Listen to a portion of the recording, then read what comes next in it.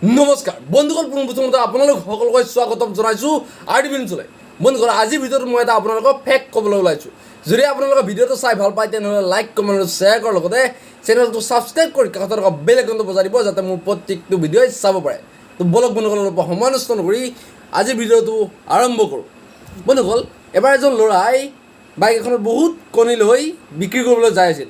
ঠিক তেনেতেই কিবা ভুল হৈ বাইকখন এক্সিডেণ্ট হৈ গ'ল আৰু সেই ল'ৰাজনৰ প্ৰত্যেকটো কণী ভাঙি থাকিল।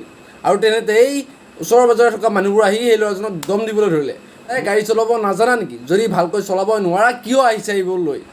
আৰু ঠিক তেনেতেই সেই ভিৰৰ মাজৰ পৰা এজন বুঢ়া মানুহ আহি সেই ল'ৰাজনক 50 টকা এটা দি ক'লে, বোলে ভাইটি তোমাৰতো বহুত লছ হৈ গ'ল, এইটো লোৱা মোৰ ফালৰ পৰা সহায় তোমাৰ মালিকক, নহ'লে তুমি কি উত্তৰ দিবা?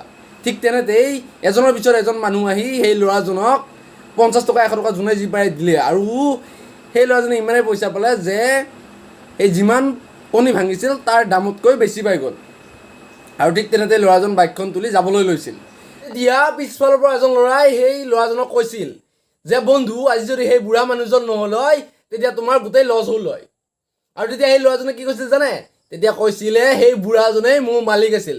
তো দেখিলেনে বন্ধুসকল, অলপমান চতুৰালিয়ে অলপমান বুদ্ধিয়ে সেই বুঢ়াজনক গোটেই লছখিনি ৰিকভাৰ কৰি দিলে।